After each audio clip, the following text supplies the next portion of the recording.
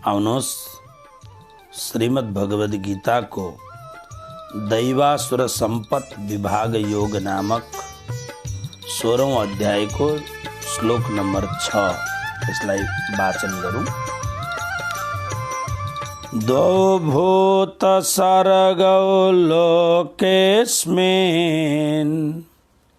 दैव आसुर एव च दैवो विस्तरसः प्रोक्त आसुरं पार्थ मे शृणु। पदच्छेद द्वौ भूत सर्गौ लोके अस्मिन् दैव आसुर एव च दैवो विस्तरस दैवः विस्तरसः प्रोक्त आसुरं पार्थ मे शृणु। पार्थ हे अर्जुन भगवान श्री कृष्ण भन्दै हुनुहुन्छ, हेर्नुहोस् प्रारम्भको 3 श्लोकमा दैवी सम्पत्तिहरूको वर्णन प्रभुले गर्नुभयो। चौथो श्लोकमा आसुरी स्वभावको वर्णन गर्नुभयो। दैवी स्वभावको मनुष्य जीवनमा प्राणी मात्रमा कस्तो प्रभाव पर्दछ र आसुरी स्वभावको कस्तो प्रभाव पर्दछ। जस्तो हामीले सुन्यौं कि दैवी यो मोक्षाय मोक्षको लागि हो र आसुरम निबन्धाय बन्धनको लागि हो। आउनुहोस् अब यो श्लोकमा परमात्मा के भन्दै हुनुहुन्छ हेर्नुहोस्। यो सम्पूर्ण संसारमा जति पनि प्राणी मात्र छन् ती प्राणी मात्रहरू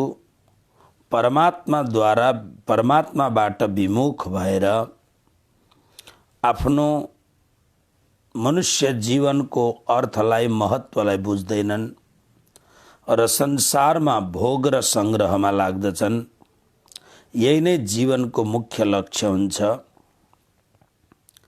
त्यसकारणले मुख्य रूपमा प्राणीहरूको 2टा विभाग गरियो, एउटा चेतनवन्त प्राणी र एउटा जड प्राणी। आउनुहोस् यसमा के भन्नुहुन्छ प्रभु, यसलाई हेरौँ।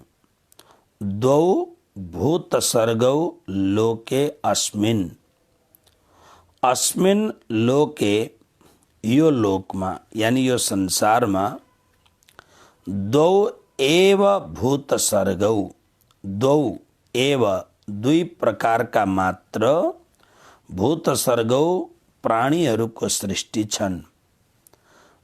पूरा सम्पूर्ण प्राणी मात्रलाई, यसमा मनुष्यको मात्र कुरा आएन, सम्पूर्ण प्राणी मात्र 2 प्रकारका सृष्टिहरू छन् भूत सर्गौ। हामीले पहिले यो कुरा बुझेका छौँ। भूत माने पञ्चमहाभूत, आकाश, वायु, अग्नि, जल, पृथ्वी।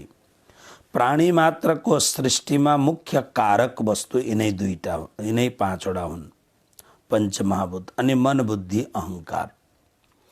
त्यसकारणले भूत सर्ग, सर्ग माने सृष्टि, यसको मूल अर्थ यो भयो सम्पूर्ण प्राणीहरूको सृष्टि। यो संसारमा 2 प्रकारका मात्र प्राणीहरूका सृष्टि छन्।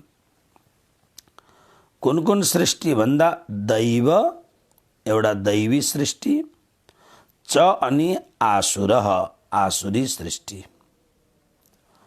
दैवः विस्तरसः प्रोक्तः, भगवान भन्नुहुन्छ मैले दैवः दैवीहरूको त विस्तरसः विस्तारपूर्वक प्रोक्तः मैले भने।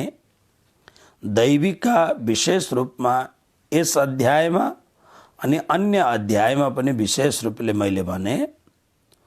अब पार्थ हे अर्जुन, मबाट आसुरम आसुरीको जुन कुराहरू हो त्यसलाई श्रेणु विस्तारपूर्वक सुन।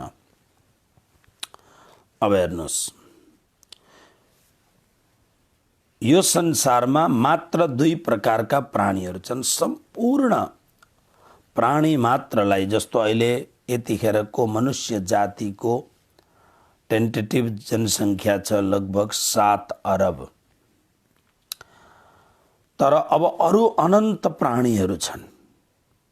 यी अनन्त प्राणीहरूको समग्र सृष्टिलाई भगवान श्री कृष्णले 2 प्रकारका निर्देशनमा 2 प्रकारका रूपमा विभाजन गर्नुभयो। भूत सर्गौ सृष्टि छन्।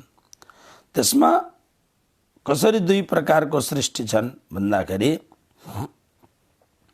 यसमा एउटा, अब सृष्टि मूल रूपमा त एउटै कुरो हो, तर यसमा मूल रूपमा एउटा परमात्मा प्रति सन्मुख भएको सृष्टि र एउटा परमात्माबाट विमुख भएको व्यक्ति। यो कुरालाई मूल रूपमा ध्यान दिनु होला।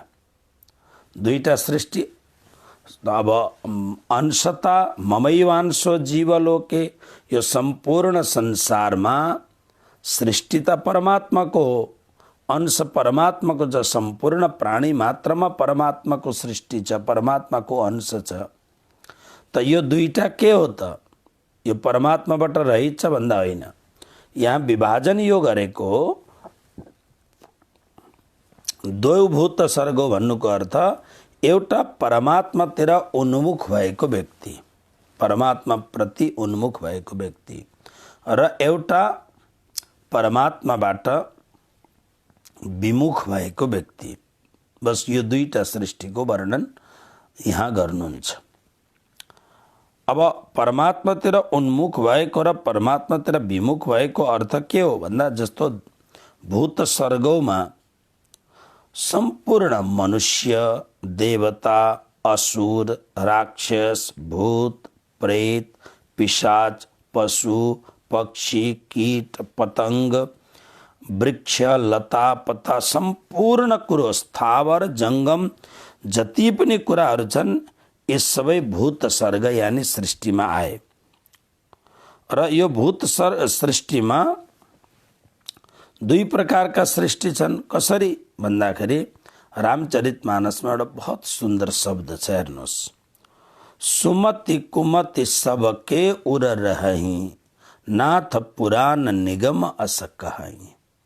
रामचरितमानसमा गोस्वामी तुलसीदासजी भन्नुहुन्छ, प्रत्येक प्राणीमा सुमति र कुमति 2 प्रकारको भाव रहन्छ।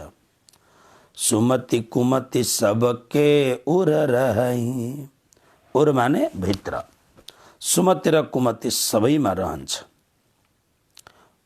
निगम, सम्पूर्ण शास्त्र पुराण सबैले यो कुरालाई प्रतिपादन गरेको छ अथवा भनेको छ। सबैमा यो कुरो रहन्छ। त्यसकारणले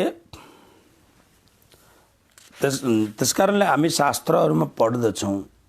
शास्त्रहरूमा महात्माहरूले, महापुरुषहरूले धेरै कुराहरू गर्नुभएको छ। जस्तो तारतम वाणीमा महामती प्राणनाथजी भन्नुहुन्छ, कुमति र सुमतिको व्याख्या गर्नुहुन्छ। अब यो व्याख्यामा शब्द सीमित छन्, तर यसलाई फराकिलो व्याख्यामा लैजाउँ।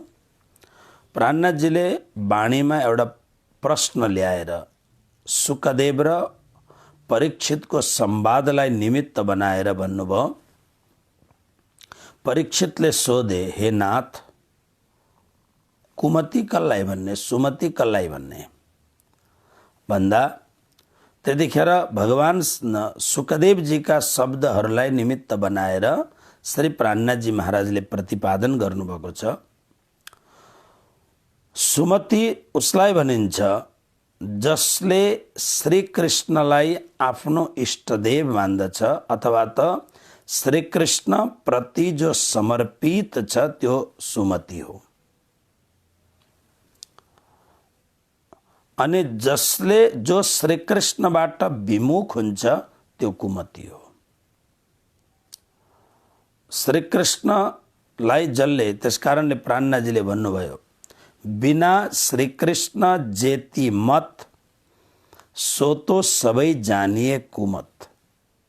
श्री कृष्ण देखि अतिरिक्त मैले प्रारम्भमा नै भने कि दुई प्रकारकी सृष्टिको मतलब एउटा परमात्मासँग उन्मुख भएको, परमात्मातिर अभिगम भएको र एउटा परमात्माबाट विमुख भएको। यसलाई प्राणनाजीले यो शब्दले भन्नुभयो, बिना श्रीकृष्ण जेति मत। श्रीकृष्ण बिना जो पनि मत, मतको अर्थ हुन्छ सिद्धान्त, मतको अर्थ हुन्छ सम्प्रदायमा अथवा त कुनै पनि व्यक्तिले भनिएका गर्भित महत्त्वपूर्ण कुरालाई मत भनिन्छ, अथवा त मत भनेर बुद्धिलाई पनि भनिन्छ।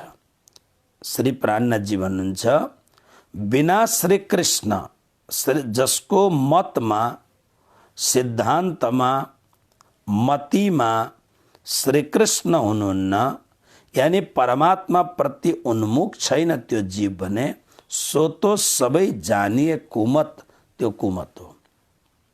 त्यसकारणले रामचरितमानसमा जुन यो शब्द बन्यो, कुमति सुमति कुमति सबके उर रहै, सुमति अनि कुमति त सब भित्र रहन्छै रहन्छ। त्यसकारणले एउटा आसुर र एउटा दैव, दैव च आसुर, दैवी सृष्टि र आसुरी सृष्टिको वर्णन गरेको छ। अब दैव विस्तरसः प्रोक्त, दैवी कुरो यो अब यहाँनिर अलिकति अरू पनि कुरो छ। अस्मिन् लोके, हुन त अब यो सम्पूर्ण 14 लोकमा नै यस्ता खालका प्राणीहरू छन्, तर विशेष भार यो लोकमा दिनुभएको छ। अस्मिन् लोके, यो लोकमा। कारण के छ भने यो लोकको एउटा आफ्नो बहुत ठुलो महत्त्व छ। मनुष्य लोकमा आएर, मर्त्य लोकमा आएर, यानी यस्तो पवित्रमा पवित्र भरतखण्डमा जन्म पाएर पनि जो व्यक्ति परमात्माको सन्मुख हुँदैन त्यो व्यक्तिलाई आसुर नै भन्नुपर्छ भन्ने खालको कुरो हो। यो संसारमा पुरै सम्पूर्ण सृष्टिमा भरतखण्डको बहुत ठुलो महत्त्व छ। विष्णु पुराणमा एउटा बहुतै महत्त्वपूर्ण श्लोक छ। विद्वानहरूले श्रीमद् भागवतको कथा, रामचरितमानसको कथा अथवा त छुटक प्रवचनहरू गर्दाखेरि पनि मनुष्य जीवनको महत्त्वको सन्दर्भमा यो श्लोक प्राय भन्ने गर्छन्। म हजुरहरूलाई श्लोक सुनाऊ। गायन्ति देवाः किल गीतकानि धन्यास्तु ते भारत भूमि भागे स्वर्गापवर्गस् पदमार्ग भूते भवन्ति भूयः पुरुषाः सुरत्वात्। अवेरनेस विष्णु पुराणमा बहुत सुन्दर यो श्लोक छ। स्वर्गादि लोकहरूमा, स्वर्गादि जुन यहाँ अत्यन्त पुण्य गरेर हामी जो पनि मर्दछ अफ हुन्छ उसका लागि के लेख्छौँ? स्वर्गीय, स्वर्गस्थ। हामी केही भक्त समाजले त यस्तो लेख्दैन। श्रीकृष्ण प्रणामी धर्मलाई स्वीकार गरेपछि अथवा तारतम मन्त्र पाइसकेपछि जसले शरीर छोड्दछ उसलाई हामी स्वर्गीय भन्दैनौँ, किनभने तारतम महामन्त्र सद्गुरुको मुखारविन्दबाट जसको कानमा पर्यो ऊ अब स्वर्गीय हुँदैन, ऊ त श्री परमधामको अधिकारी हुन्छ। त्यसकारणले हामी धामवासी, परमधामवासी, धाम गमन भयो यस्ता शब्द हाम्रो बोल्ने बानी छ। त्यसरी नै वैष्णव परम्परामा गौलोकवासी भन्ने परम्परा छ। गौलोकवास भयो उहाँको।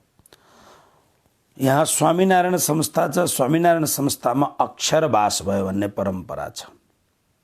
आफ्नो आफ्नो ठाउँको महत्त्व छ। र जो व्यक्ति धर्म कर्मता गर्दछ तर उसले आफ्नो कुनै विशेष ठाउँ बनाएको छैन, आफ्नो जीवनलाई धर्म कर्मले त गर्यो, उसले दान पुण्य राम्रो कर्म इत्यादि गर्यो, तर आफ्नो निश्चित ठाउँ उसले बनाएको छैन। नबनाएपछि उसले कहाँ बस्ने भन्दा धर्मशालामा बस्नु पर्यो, होटलमा बस्नु पर्यो। उसले आफ्नो उसको निश्चित ठाउँ छैन। अब धर्मशाला होटल के हो त भन्दा स्वर्ग हो। किन भन्दा धर्मशालामा पनि होटलमा पनि धेरै दिन बस्न पाइँदैन। हामीले गीतामा सुनिसकेको छौँ, भगवत गीताको 9 अध्यायको सायद 20 या 21 श्लोक होला। तेतम भुक्त्वा स्वर्गलोकम विशालम क्षिणे पुण्य मर्त्यलोकम विशन्ति इत्यादि कुराहरू भगवान श्री कृष्णले भन्नुहुन्छ स्वर्ग एउटा धर्मशाला जस्तो मात्र हो। पुण्य कमायो, पुण्य कमाएर जान्छौ, पुण्य हुन्जेलसम्म भोग गरिन्छ, पुण्य क्षीण भएपछि सकिन्छ। तेतम भुक्त्वा यो प्रकारले भन्नुहुन्छ। र यहाँ के भन्छन् भने त्यो स्वर्गमा एकपल्ट पुण्यको कमाई गरेर स्वर्ग प्राप्ति भयो। स्वर्ग पुगेर अलिक दिन स्वर्गको सुख उपभोग गरिसकेपछि अनि जब विवेक उदय हुन्छ त्यतिखेर झल्यास बिउजे जस्तो भएर भन्छन् ओहो, मनुष्य जीवन पाएर त यहाँभन्दा पनि ठुलो कुरा हामीले पाउन सक्ने थियौँ, तर हामीले गर्यौँ न। त्यस कारणले यो श्लोक गायन्ति देवाः किल, किल माने निश्चित रूपले गायन्ति देवाः, देवहरू गायन गर्दछन्। के गायन गर्दछन् भने धन्यास्तु ते भारत भूमि भागे स्वर्ग अपवर्गास्पद मार्ग भूते। स्वर्ग अपवर्ग, अपवर्ग भनेको मोक्ष, जो वैकुण्ठ सम्मको जो 4 प्रकारको मोक्ष छ, सालोक्य, सारूप्य, सामीप्य इत्यादि जो मोक्ष छ त्यसलाई अपवर्ग मोक्ष भनिन्छ। स्वर्ग अपवर्गको मार्गभूत भारतवर्षमा जन्म लिएर जसले परमात्माको भक्ति गर्दछ त्यो अत्यन्त बडभाग्यशाली छ। त्यो व्यक्ति देवताहरूभन्दा पनि भाग्यशाली छ। पुरुषः सुरत्वात्, सुरत्वात् माने देवताहरूभन्दा पनि भाग्यशाली छ, बहुत भाग्यशाली छ। यहाँ यसरी लेखेको छ। यसको मतलब के भयो भन्दा हजुरहरू जो गीताको श्रवण गर्दै हुनुहुन्छ राम्ररी सुन्नुहोस्। किन हामीलाई एउटा सद्गुरु चाहिन्छ? हाम्रो हात पक्रेर परमधाम लैजाउन्, परमधामको मार्ग प्रशस्त गरून्। धर्म चाहिने एउटा सम्प्रदाय, मूल रूपमा एउटा सम्प्रदाय चाहिने मूल अर्थ, सम्प्रदाय भनेको बाटो, सम्यक बाटोलाई सम्प्रदाय भनिन्छ। यो कुनै मान्छे भुल्याउनका लागि बनाएको खोर होइन यो। हुनसक्छ त्यस्तो खालको परिधिहरू, तर वास्तवमा एउटा अत्यन्त विधिपूर्वकको जो सम्प्रदाय छ त्यो वास्तवमा परमपद पुर्याउनका लागि एउटा बनाइएको सम्यक एउटा बाटो हो त्यो। त्यस कारणले जरुरत छ ताकि हामीलाई थाहा होस् हाम्रो मनुष्य जीवनको सन्दर्भ कति ठुलो छ, हामी मनुष्य जीवन पाएका छौँ, कति सौभाग्यशाली छौँ। 29 तारिक एउटा गाउँमा म चर्चा गर्दै थिएँ, बाणीको चर्चा। तपाईहरुले सुन्नुभयो होला, तर गुजरातीमा थिए, विशेष गरेर गुजरातमा थिए। त्यहाँ मैले प्राणनाजीको यो चौपाइलाई लिएको थिएँ। वृथा का निगमोरे पामी पदार्थ चार, उत्तम मानखो खण्ड भरथनो श्रेष्ठ कुली शिरदार। मनुष्य, उत्तम मनुष्य जीवन अनि उत्तम भरतखण्ड, श्रेष्ठ कुली, अत्यन्त यो कलियुगमा थोरै धर्म गरेर पनि धेरै कुरो पाउन सकिन्छ। श्रेष्ठ कलियुग, शिरदार, साँचा सद्गुरु, जसले यो चारवटा कुरो पाएर पनि आफ्नो जीवनलाई उपयोग गर्दैन, परमात्मा प्राप्तिको लागि प्रयत्न गर्दैन, त्यो हतभाग्यशाली हो। त्यो यानी त्यो अत्यन्त दुर्भाग्यशाली हो। त्यसकारणले यो श्लोकमा अस्मिन् लोके भनेर श्रीकृष्ण चिन्हित गर्नुहुन्छ। यो लोकमा दुई प्रकारका मान्छेहरू छन्, दो भूत एवं स्वर्ग, दुई प्रकारका मान्छेहरू छन्, एउटा दैवी र एउटा आसुरी। मनुष्य जीवन पाएर, सत्संग पाएर जो परमात्मातिर उन्मुख भएका छन् ती दैवी हुन्। मनुष्य जीवन पाएर पनि जसले आफ्नो जीवनलाई खाओ पियो और मौज करो यसैमा लागेका छन् ती आसुर व्यक्ति हुन्। अब भन्नुहुन्छ दैवः विस्तरसः प्रोक्त, दैवी गुणहरू मैले विस्तार पूर्वक तपाईहरुलाई सुनाएँ। कसरी सुनाएँ भन्दा यही अध्यायमा पहिलो जुन श्लोक छ, अभयम सत्व संशुद्धिर ज्ञान योग व्यवस्थिति दानम दमश्च यज्ञश्च स्वाध्यायस्तप आर्जवम, यो श्लोकमा 9वटा दैवी लक्षणहरूको वर्णन गर्नुभएको छ। त्यसको पश्चात अहिंसा सत्यम क्रोधस त्यागस शान्तिरपैशुनम दया भूतेस्वलोलुप्तम मार्दवम हरिर चापलम, यसमा 11वटा दैवी लक्षणहरूको वर्णन प्रभुले गर्नुभएको छ। अनि तेस्रोमा तेज क्षमा धृति शौच मद्रोहो नातिमानिता भवन्ति सम्पदम दैवीम अभिजातस्य भारत, 6वटा दैवी सम्पत्तिको वर्णन गर्नुभएको छ। 9, 11 र 6 भन्दा 26वटा दैवी लक्षणहरूको वर्णन भयो।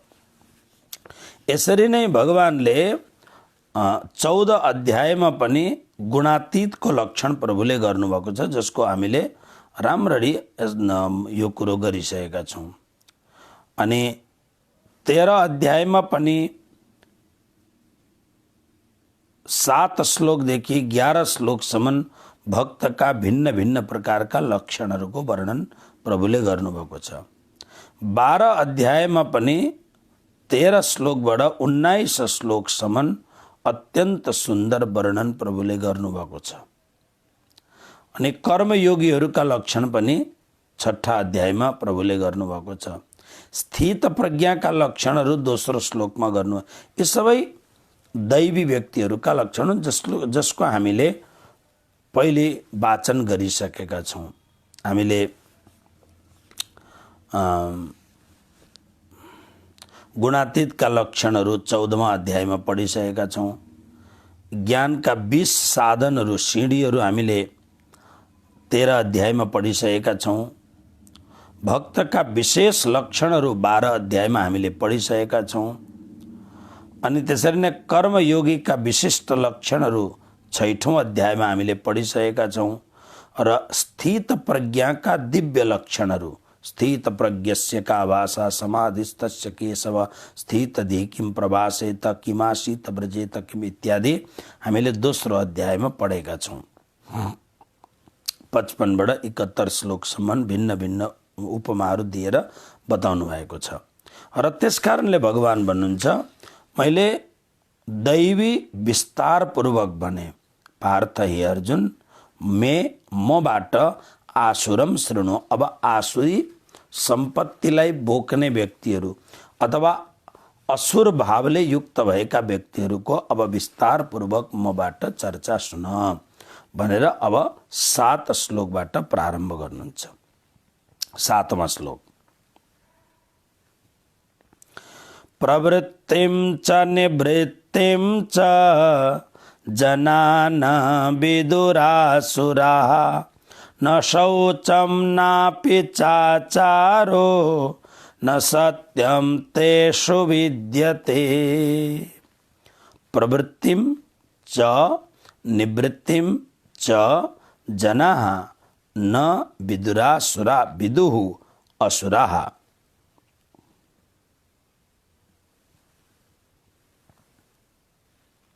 आसुराः न शौचं न अपि च आचारः न सत्यम तेषु विद्यते। पदच्छेद बहुत सजिलो श्लोक छ, ध्यान दिएर हेर्नुहोस्। विदुरासुराः, अन्तिमको पहिलो लाइनको अन्तिम शब्द आसुराः, असुर प्रकृतिले युक्त भएका व्यक्तिहरू। आसुराः जनाः, असुर प्रवृत्तिले युक्त भएका मनुष्यहरू अब प्रारम्भ भयो। प्रवृत्तिम मैले कुन काममा लाग्नु पर्दछ, च अनि निवृत्तिम मैले कुन कामबाट निवृत्त हुनु पर्दछ, न विदु यस कुरालाई जान्दैनन्। च अनि तेसु ती आसुर व्यक्तिहरूमा न शौचम न त बाह्य शुद्धि हुन्छ, न आचार न जीवनको जीवनमा श्रेष्ठ आचरणहरू हुन्छ। च अनि न त सत्यम न त कुनै पनि प्रकारको सत्यताको पालन गर्दछन्। सत्यम अपि न विद्यते सत्य पनि हुँदैन। प्रारम्भ भयो। फेरि एकपल्ट हेर्नुहोस्, सजिलो कुरो छ। अब प्राय सत्सङ्गमा हामी हेर्दछौँ, अलिकति यस्ता खालका कुरा गर्यो भने एउटाले अर्कोलाई हेर्छन्, मतलब तँमा यस्ता अवगुण छन् भन्न खोजेको अर्कालाई, तर हामीले आफूले आफूलाई कहिले पनि हेर्दैनौँ। यो ऐना हो। सर्वस्य लोचनम शास्त्रम यस्य नास्त्यन्ध एव स। शास्त्र लोचन आँखा हो। जसको जीवनमा शास्त्र छैन, जसको जीवनमा सद्गुरु छैन, शास्त्र भन्दछ त्यो अन्ध, त्यो अन्ध हो, त्यो अन्धो मान्छे हो। त्यो आँखा नभएकोलाई अन्धो भनेको छैन। सर्वस्य लोचनम शास्त्रम यस्य नास्ति स अन्ध एव स। त्यो अन्ध नै हो। त्यसकारणले के भन्दै हुनुहुन्छ त्यो ध्यानले सुन्नु। आसुरी व्यक्तिहरू कस्ता हुन्छन्? कुन काम मैले मनुष्य जीवन पाएको छु, एउटा राम्रो खानदानमा मैले जन्म लिएको छ, उदाहरणको लागि एउटा ब्राह्मण कुलमा मैले जन्म लिएको छ अथवा श्रेष्ठ कुलमा मैले जन्म लिएको छ। म जन्मेका कुलमा राम्रा मेरा हजुरबा, मेरा बुबा, मेरा जिजुबाजेहरू विद्वान व्यक्तिहरू हुनुहुन्थ्यो, श्रेष्ठ व्यक्तिहरू हुनुहुन्थ्यो, लोकले समाजले आदर सत्कार गर, यस्ता कुराहरू गाउँघरमा हामी सुन्छौँ। त्यसकारणले मैले के गर्नुपर्ने हो? म कुन खानदान, कुन कुल, कुन घरानामा जन्मेको व्यक्ति हुँ? प्रवृत्तिम निवृत्तिम, निवृत्तिपरक कुरो। निवृत्ति भनेको के हो? यसलाई प्रवृत्ति निवृत्ति हर प्रकारको कुरोलाई हामी लिन सक्दछौँ। कुन कामबाट निवृत्त हुनुपर्दछ, कुन कामलाई छोड्नु पर्दछ, निषेध गर्नुपर्दछ। हामीले जुन कामलाई हामीले स्पर्श गर्न हुँदैन, त्यो खालको कुरोहरू। किनभने आजकल यति जीवन यस्तो भइरहेछ, खानपान, शिक्षा आदि जति पनि कुरो छ, दुई प्रकारका कुराहरू छन्। यी सबै कुराहरू अप्ठ्यारा कुराहरू छन्। मान्छेले जान्दैनन् यी कुराहरू। जान्दैनन्को अर्थ यहाँ अननोन होइनन्, अननोन होइनन्। जान्दैनन्को अर्थ यहाँनिर जाने तापनि त्यसमा प्रवृत्ति हुन सक्दैनन्। जस्तो दुर्योधनलाई सोधेको थियो दुर्योधन, धर्म र अधर्मको परिभाषा तिमीलाई थाहा छैन? मलाई थाहा छ। अरे जानामि धर्मम, धर्म के हो म जान्दछु, तर धर्ममा म लाग्न सक्दिनँ, मेरो प्रवृत्ति छैन धर्ममा लाग्ने। जानामि अधर्मम, अधर्म के हो त्यो पनि म जान्दछु, न च निवृत्ति, म अधर्मलाई छोड्न सक्दिनँ। यो दुर्योधनपन हो। त्यसकारणले यस्ता खालका व्यक्ति शौचम न, पवित्रता हुँदैन। राम्रो बन्ने त इच्छा हुन्छ, तर पवित्रता हुनु यो अलग कुरो हो। ऐनामा भएर भिन्न भिन्न प्रकारका उपकरणहरूद्वारा सुसज्जित हुनु यो एउटा कुरो हो, तर पवित्रता हुनु यो अर्को कुरो हो। हिजो अस्ति भर्खर यहाँ बरोडामा एउटा सानो घटना त भन्दिनँ म यसलाई, सानो कुरो। ठुलो भण्डार थियो, दिदीबहिनीहरू आएर भोजन प्रसादहरू बनाउँदै हुनुहुन्थ्यो। त्यसमा एकजना व्यक्ति आउनुभयो, कहिले पनि प्राय आउनुहुन्न थियो, माता। अनि मैले चाल पाएँ, अब कसैले केही भन्न सकेन। म तल गएर हात जोडेर मैले भने, माता, सब्जी सुधार्ने आदि काम गर्ने, तर भोजन पकाउने काम नगर्ने। किन भन्दाखेरि हाम्रो धर्ममा नियम छ, यो सबै बनाएको कुरो राज्यलाई भोग लाग्छ। जसले तारतमको दीक्षा लिएको छैन, जसले सद्गुरुबाट कण्ठी बाँधेको छैन, उसले पकाएको अन्न परमात्मालाई राजभोगमा लाग्दैन।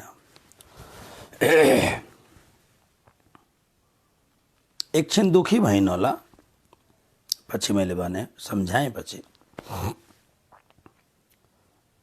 राम्रो हुनु एउटा कुरो, तर त्यसलाई अनुभव गरेर पवित्रता हुनु अर्को कुरो। शौचम न आचारः आचारहीनम न पुनन्ति वेदाः। सत्यमा निष्ठा पनि हुँदैन, यस्तो खालको जीवन हुन्छ।